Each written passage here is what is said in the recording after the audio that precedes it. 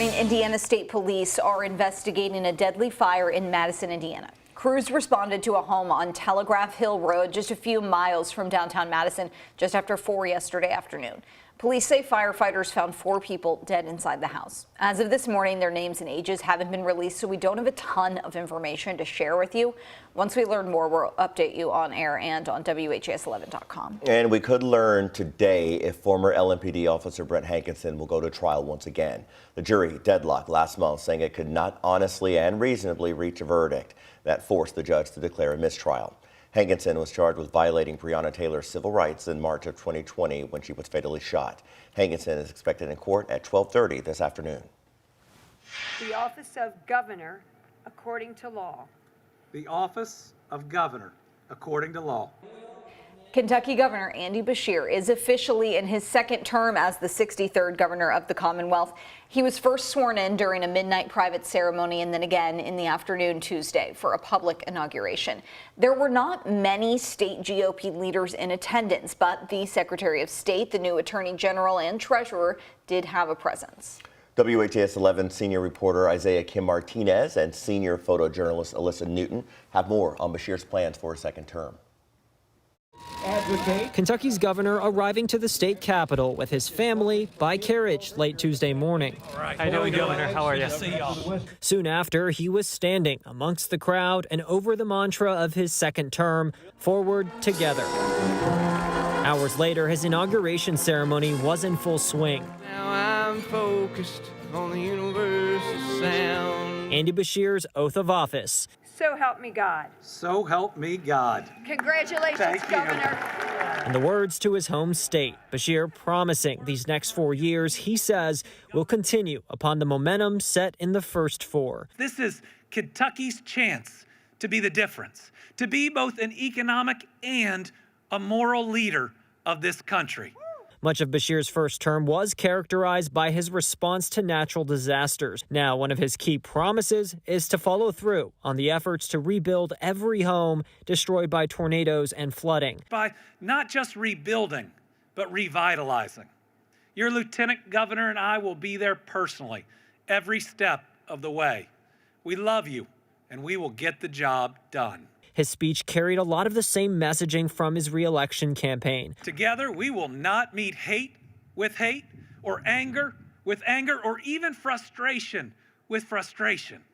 Instead, we will continue with the same love and empathy and compassion that has guided us through so much. It's worth noting, outside of State Senate President Robert Stivers, several members of Kentucky's GOP leadership were not in attendance. Both Beshear and Lieutenant Governor Jacqueline Coleman talked about getting teachers major raises, met with applause. Getting that done, though, will likely take some significant Republican support. The eyes of the country are on us.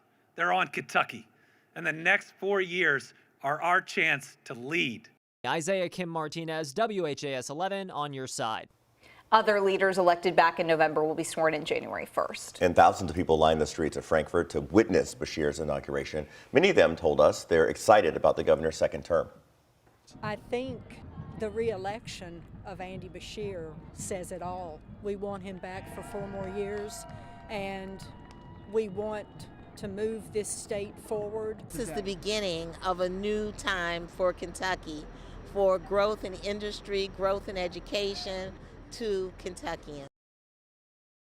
And you can see all of our team coverage from yesterday's inauguration on the WHAS 11 YouTube page. In some other news now, we now know the name of the suspect shot by police last Friday and the officer who shot him. 28-year-old Marvin Perry Smith has been named as the suspect, and LMPD says Sergeant Joshua Arnwine is the officer. According to Chief Jacqueline Gwynn Villaroel, the shooting happened at 4th and Central. The chief said detectives were conducting a traffic stop when Smith, a passenger in the car, got out with a pistol and ran off. Officers chased him and ordered him to drop the gun. When he didn't, police say Sergeant Arnwine shot him. Arnwine is now on administrative leave per LMPD policy. Smith survived but is still at the hospital. Police say he's facing 6 drug trafficking charges with more pending. Body camera video of the shooting is expected to be released before the end of next week. The trial of triple murder suspect Bryce Rhodes resumes today after 2 days of jury selection and opening statements. Yesterday, the jury heard from homicide detectives and saw video of one of the crime scenes. According to prosecutors, Rhodes beat and stabbed two teenagers, Larry Ordway and Maurice Gordon, in 2016 after they saw Rhodes kill 40-year-old Christopher Jones. The teens' bodies were found burned in the backyard of an abandoned home in West Louisville. Callous and casual was the first murder. The two that followed were calculating and cruel. In May of 2016, Bryce Rhodes snuffed out the life of Christopher Jones, Larry Ordway, and Maurice Gordon. Detectives say they found the DNA of the teenagers underneath Rhodes' carpet, but defense attorneys say there's a lack of evidence. In her opening statement, Rhodes' attorney said another person is responsible. I stabbed Maurice in his side. I drove on him. I ran him over. Ladies and gentlemen, these are quotes from someone involved in this case, but these are not quotes from Bryce Rhodes. These statements were made by Ann Carter.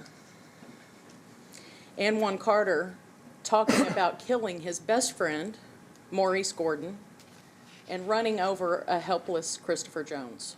If convicted, Rhodes faces life in prison.